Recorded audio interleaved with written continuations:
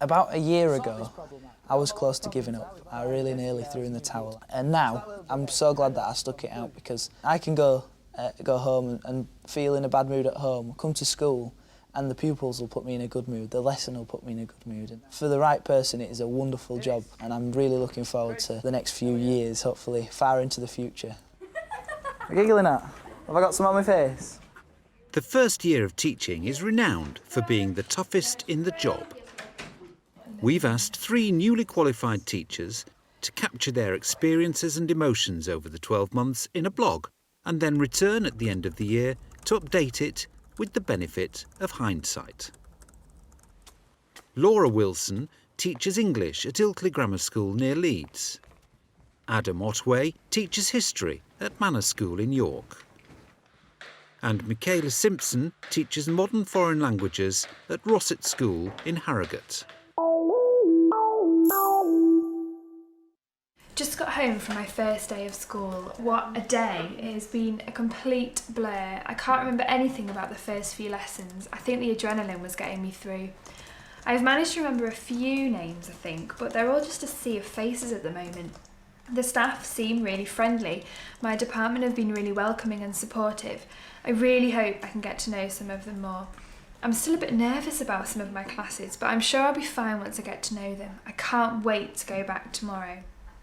My first day of school, I don't really remember very much about it. I think because the adrenaline is just so pumping around you, and you've been building up and building up to it for so long. It really, until you're in the classroom with the children, you can't possibly preempt what you're going to have to do. I just remember feeling so proud of myself.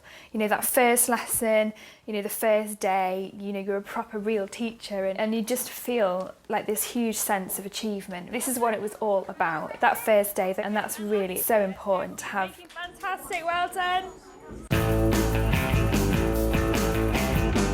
My top tips for my first day of school, if I could go back in time, I think the first thing would definitely be to be prepared, have loads of things at your beck and call, so puzzles, quizzes, games, icebreaker activities that really get the kids talking to each other and talking to you as well. You find out all bits of information. Anything you can find out about your kids before you teach them or during those first few weeks, just kind of soak it all in. Things like who's on the special needs register, dyslexia, gifted and talented, all of those things really help you to know how to plan your lessons. The third thing I would say is writing lists is really something that I got into. Things like taking the register, which sounds really, really stupid, but I forgot all the time, and it is something that you need to remind yourself to do. And lastly, I think just wear something that you feel completely comfortable in, you know, a skirt, pair of shoes. You need to feel confident really on your first day.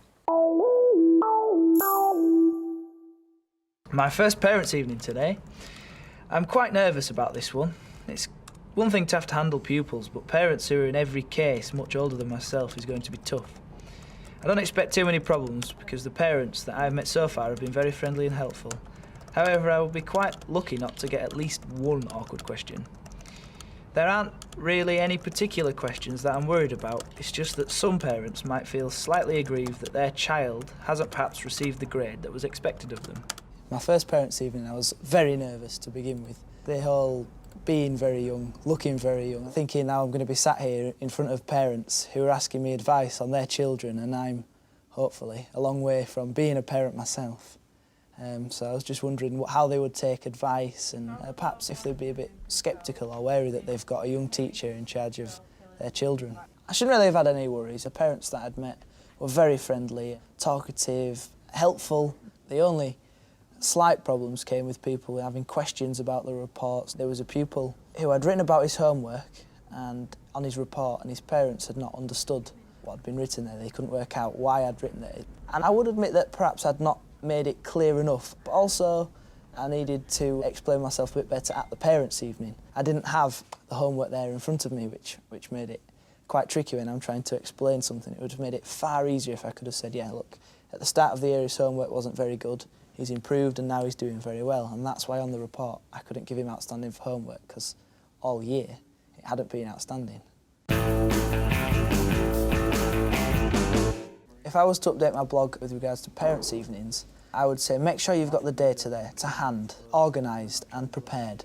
Make sure you've got some examples of the pupils' work so you can show them, you can talk about why you've written things in reports, etc.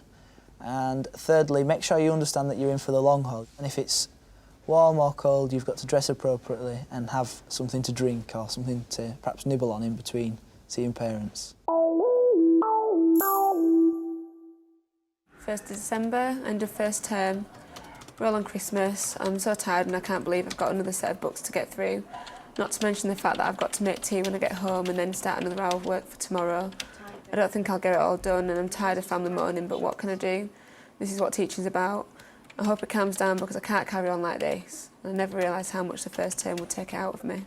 Thinking back to the beginning of the year and after the first term, I was just so tired and all I was doing was working and you know, I wasn't thinking about anything else but getting things prepared and marking my books, and everybody was saying, you know, you can't do it, you've got to stop, you make yourself ill. So I just started to make my decision, work till whatever time at school and then don't do anything at home, or leave early after you finish school, go home, have a rest and then do a bit more, but only so much, and set yourself a deadline, because I'd just keep going, that one more book, and before you know it, that's another hour and a half. And I realised I don't have to do it all in the book. You know, we've got these whiteboards that we use at school all the time, and everybody else are using them, and I was still putting things in the book because I felt like I had to see the work in there for proof that they've been working. Whereas now I use the whiteboards a lot more and they enjoy it, and I can see straight away what they've produced and if they're getting it.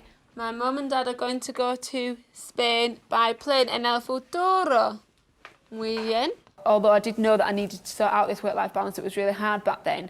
But eventually, once I realised that it's not going to happen the whole year, I couldn't have done it. I'd have probably wanted to leave in the end and stop being a teacher. I realised I just had to start prioritising other things, and my evenings are my evenings now, whereas before it was completely school. Looking back at my blog now, if I were going to give some top tips on how to get your work-life balance, I'd say set yourself a cut-off point and stick to it. Get in early rather than working late, and relax when you're not working on something to do with school. I've been sent home from school with a crippling migraine, can barely talk or function. I feel so guilty about missing parents' evening though. I feel like I'm letting everyone down and everyone is going to be really annoyed with me. I even tried to do some work earlier, but I just couldn't see straight, so I've had to pack everything away and just try to get some sleep. I really, really hope I'll be okay tomorrow. I don't want to miss another day of school. I just got a migraine and just crippled me. I just couldn't string a sentence together. I would have probably tried to carry on, but obviously other members of staff pick up on the fact that you're not well, you're not yourself, and the more that you carry on, the worse it's going to get. So I was sent home. Once I'd actually got home, I felt so bad I wanted to do some work. But again, you just can't focus when you're in that situation, when you've got a migraine so bad. And I just had to say, do you know what, Laura, you are ill. You're going to have to just give up, go to bed. Walked into school the next day and everything was pretty much normal as I left it. So, you know, no one had fled the site screaming, oh my God! Everything was fine and the students were fine. They'd gotten on with the work really well. And everybody was just concerned really about how I was feeling, which was really nice. And I guess it takes that to realise just, you know, people do care about you and stuff. But equally, everyone's happy to just carry on as normal without you. So all that stress and worry and guilt, I could have just gone to sleep and forgotten about it really, which is maybe what I should do next time. Top tips for the first time you feel ill. Just go home, get yourself better, forget about the marking and concentrate on yourself really. Don't feel guilty because everyone is plodding along nicely without you. The bells will still go, the lessons will still happen, and the children will not miss you in the slightest. I can't believe that I spent nearly 2 hours perfecting that lesson. What a waste of my time. I could have been relaxed on the sofa. I can't stand it when the PC fails after such an effort, and the kids could tell that I was just making it up on the spot. The behaviour showed it too. I wish I'd thought of something that didn't really rely on the PC so much, because now I feel like I've just wasted an evening that I could have spent with my fiancé or with my family. When I'd been, you know, planning my lessons and they were all around the whiteboard and everything, and that's what I'd been used to, and one particular lesson it all failed, and I thought, what am I going to do with the kids? You know, they were used to always having these PowerPoints, so I started using different kind of activities, getting them up, getting them involved, things like that didn't take any kind of necessarily planning on the computer. I just knew that I needed to have that. Something like splodge, for example, my big squidgy animal thing that's, you know, a little bit spiky things, and they love it. You just question and answer, or whatever you feel like doing, chuck it to them, ask them a question in the foreign language, for my case. They chuck it back and say what they want to say, and they'll love it. They can't wait to have it. It lights up when you shake it, and they love it. ¿Cómo vas a ir a España? Voy a ir en avión. Excelente. On my dice, I could quickly just grab my dice out, draw a couple of dice on the board, so they really work well with them, and I have them now. They're like my tools, secret tools. Looking back to my blog, if I was to give 3 top tips, I'd say don't panic, get the pupils involved in lesson planning, and have something that's generic, that doesn't involve IT, that you can use with any topic. I'm about to go into my final lesson observation of the year. I'm a little nervous, especially because I'm going to be dressed up. It's not that I haven't dressed up during lessons before, however this costume is outrageous, even by my standards. I don't expect it to go wrong, but if it does, then I will feel very silly. I've had a great year, and one more good lesson observation will top it off nicely. Over the last 2 years I've been through a lot, and I just remember a little over a year ago, at one point I was thinking, is teaching actually for me? I didn't seem to be doing the job that I thought teaching was. To me it was boring and it was stressful, but since having my own classroom, being my own teacher with my own classes, I mean, I feel like I've learned so much more, and I've grown in confidence. So I thought with my last observation I'll really try to pull out all the stops and do the best possible observation I can.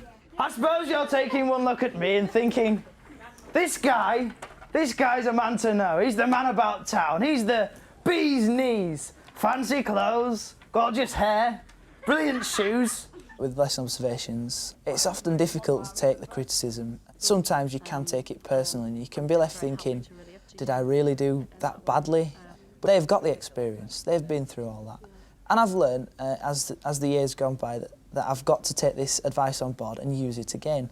Looking back on the lesson, I was very pleased with how it went. I was very happy with the feedback. I've learned, as the years gone on, that you've got to put the effort in. And although it took me hours to get all the resources and to iron out all the lesson, it was worth it. It was absolutely fantastic. Do you know what I've got now? Nothing. Absolutely nothing. Diddly squat. It's all gone. I've lost everything. If I was going to update my blog, looking back, my 3 top tips would be to vary your lessons, do something a bit different. It captures the attention, it captures their imagination, and it keeps them on task in the lesson, if anything. Also, be confident in what you're doing. If you can't feel confident, certainly at least try and appear confident, act confident, and it will have an effect on your lesson. And finally, when it comes to the end of the lesson, take the feedback on board, and you might just learn something that you can use forever. It doesn't matter that you're all different, because you've all explained yourselves so well. That's absolutely brilliant.